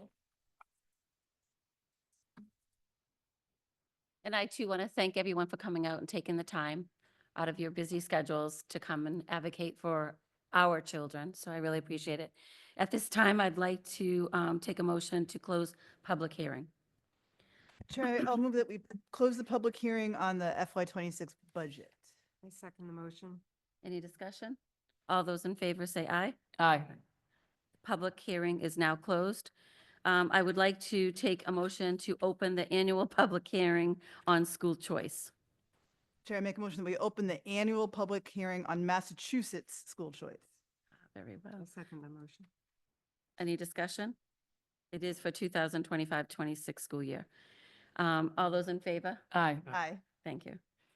So I'm going to read this little description. Every year, Weymouth holds a vote on school choice as Massachusetts school choice, as required by Massachusetts Education Reform Act and outlined in Massachusetts General Law, Chapter 76, Section 12B. This program allows non-resident students to attend local schools on a space available basis without paying tuition. Tuition is paid by the sending district. A key aspect of this law mandates that communities participate in school choice unless a vote is taken not to participate.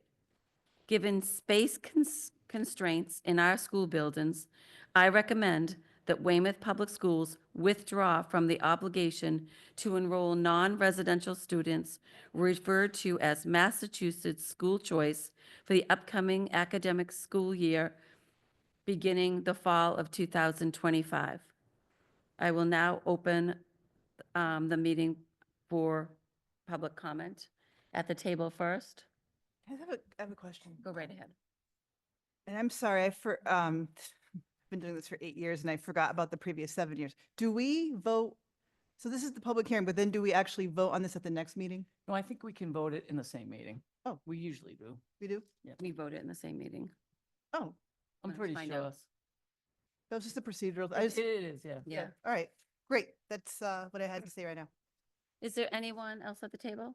Is there anyone in the public that would like to speak on behalf of this? Not seeing so. I would like a motion to close public comment. Or the hearing, the comment or the hearing? Um, You're just going to Close. close the comment. You just say it's closed. close public comment. And then take a motion to adjourn the public hearing on school choice. Great. Chair, I will move that we adjourn the public hearing on school choice. I'll second that motion. Any discussion? All those in favor say aye. Aye.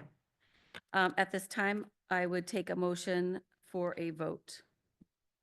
Chair, I'll make a motion that Weymouth Public Schools withdraw from the Massachusetts School Choice for the year of academic year of 2025 to 2026.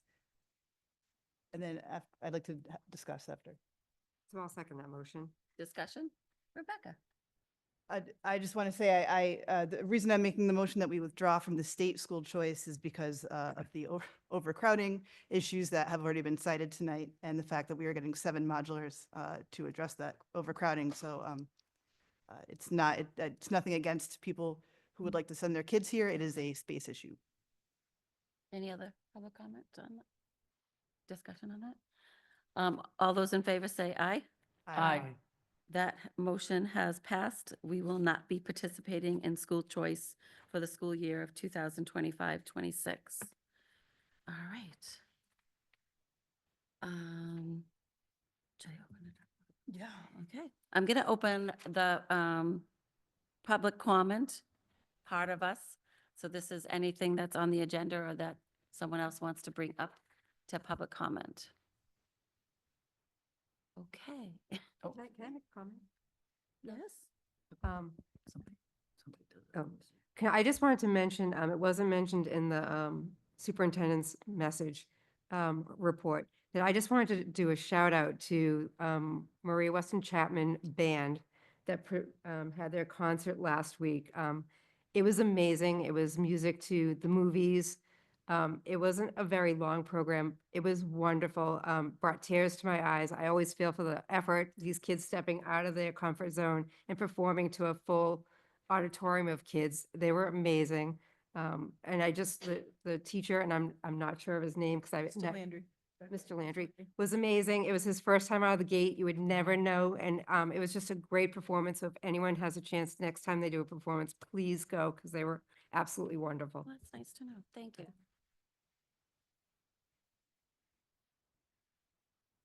Sure.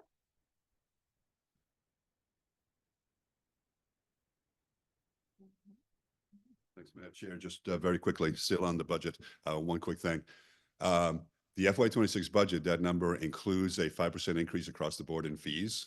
You know, the conversations we've had around athletics and, sorry. We did not vote Sorry. on No, fees. No, sorry. And that does not count.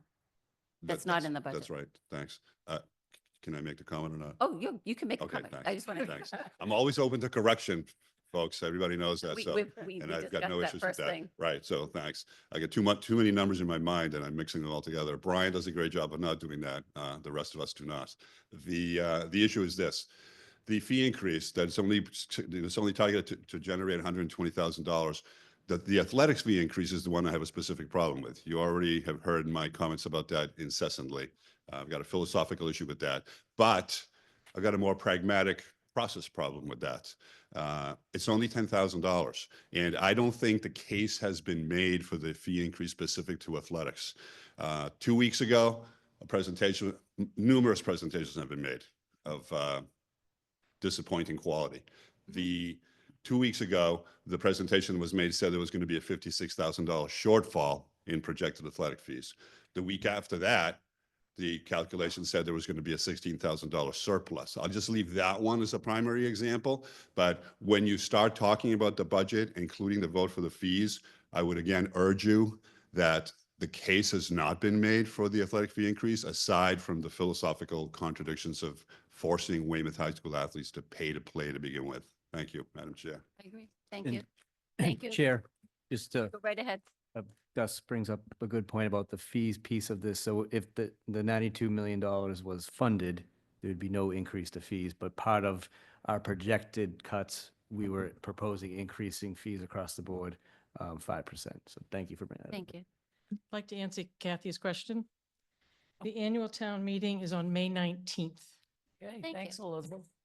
So I thought at least to get that out here. Yeah, wait a minute, May 19th, May 19th May is 19th. the public, the annual meeting. annual town meeting. Yep. Thank you. Does it say where it is, Elizabeth? It does not, but I'm presuming it will not change. It'll be at town hall, Town hall. I guess. Thank you. Anyone else have public, oh, sorry. While we're talking about dates, oh gosh, this thing's weird. Next Thursday at 6:30, there is a public meeting between WPS and WEA and the Education Committee at Town Chambers, Town Council, and that's a public meeting. That was I postponed. think that was postponed. Oh, okay. Thank you. Oh, that was postponed. Mhm. Okay, postponed. Huh. Mainly a question.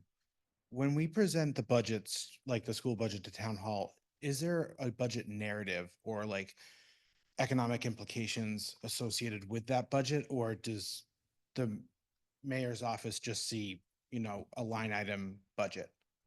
There is a preliminary budget book that's on our website now. The more detailed full budget book will be available in the next couple of weeks, and all school committee members get a hard copy of it. All town councilors get a copy of it, and it's available to the public online. And so that includes like implications of all line items and things like that. Details on every line item, Yeah. down to the dollar of the expenditure. Okay. It touches on revenues, but the revenues are really a town conversation. But all expenditures of our Mhm. $92 million proposal are in that budget book. So I definitely encourage you to read it. Yes, So- absolutely. Thank you very much. Thank you.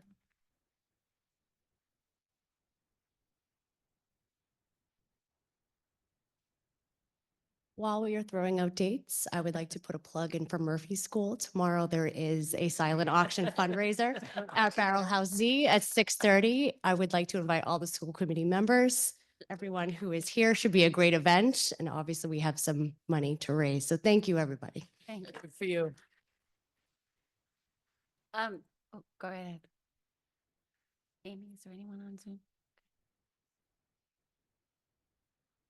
Okay, so we know that we miss STEAM. So I just wanted to ask, and I don't know if this has already been thought of. I have not been able to go to the townwide parent council meetings.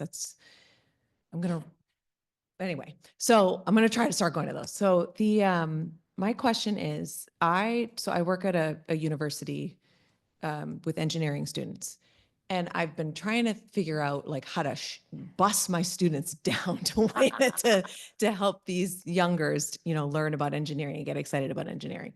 Obviously, that's not going to happen. But my kids are young. They're not at the high school level yet. I have no idea what goes on in the high school. Do the high school students learn about engineering at all? And can they, as part of their service hours, they have volunteer hours, am I right? Would they ever be allowed to have, do hours at the elementary school, like getting the elementary age kids like jazzed up about engineering? It's just like a thought that I had. It's something we talked about at parent council tonight. And I have no idea. I don't want to go down that rabbit hole Yeah. if that's not even an option. I know that I would imagine the timing would be a big piece because they're in classes themselves, but Makes I mean, sense. we always think of like community service. So Yeah. if they wanted to engage in community service, if we had a specific school, that they would probably leave here at 2:15 and maybe be there for the last 45 minutes or hour. Okay. If they wanted to do that work. Yeah. Yeah.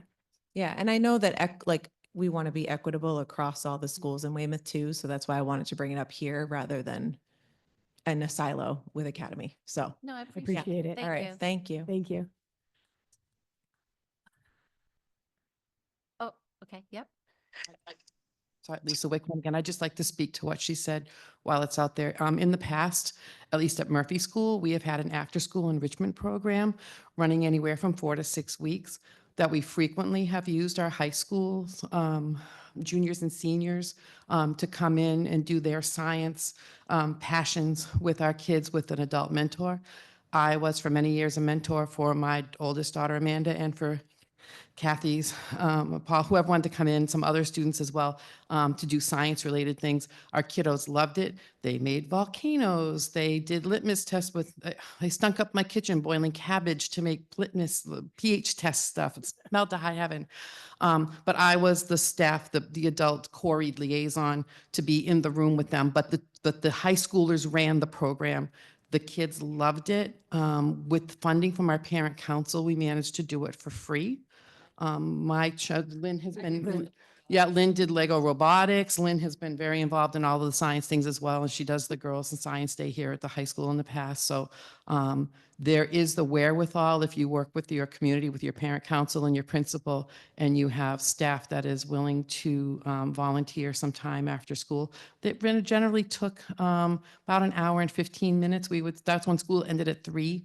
So we would go until about 4:30, which meant we stopped at 4:15 because it takes a while to clean up red cabbage stuff from the room, and volcanoes and things. So it's very doable, and I would reach out and encourage all the parent councils to work with their principals and try to make that happen. And it can be done very cheaply. And those high school students are not only enthusiastic, but they are amazing to work with. And if they have the chance to go back to their elementary school, Right. as my daughter and some of the other kids have done, they feel like the big cheese. It is a big thing. So since she asked, and I have personal experience with that, I thought I would share that. So I thank know you. a lot of the schools do enrichment programs. Even not just the high schoolers, my mom Yeah. for many, many years taught crochet at Hamilton after school when she was retired. So yeah, it's a great opportunity to connect and stay connected. So thank you. Yes.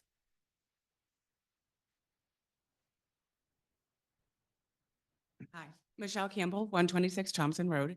I wasn't planning on talking at all, but I just wanted to reiterate for the people that haven't been to one of these meetings before, when you send this budget over to the town, the only thing that they can do is take money away. They cannot increase it. The town council can only decrease it. Correct. So if we don't really ask for what we actually need, then we're starting at the base level and we're just going to keep going down. So please, I know that you canceled for next week's meeting, but if you could just, or the week after that's meeting, if you could just reconsider and ask for more money, ask for what our students really need, we would greatly appreciate it. Thank you.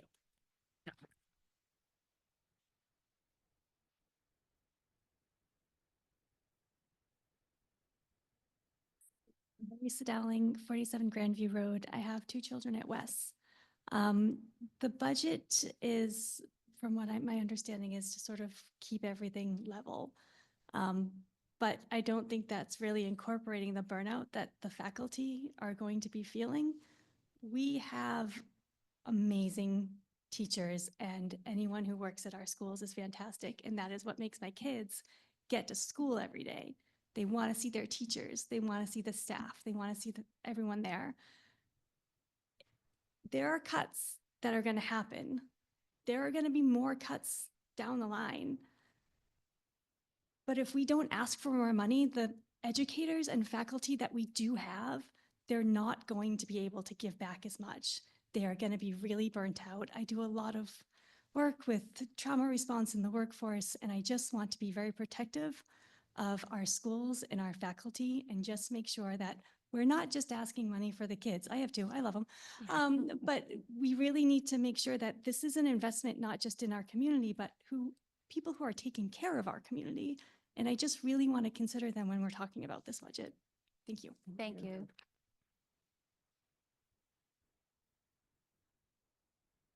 Great, not seeing any other hands. I'm going to close public comment, and our next agenda item is announcements. As we already heard from Athletic Subcommittee. There is a meeting coming up on March 24th at 6 PM in the Adams Library.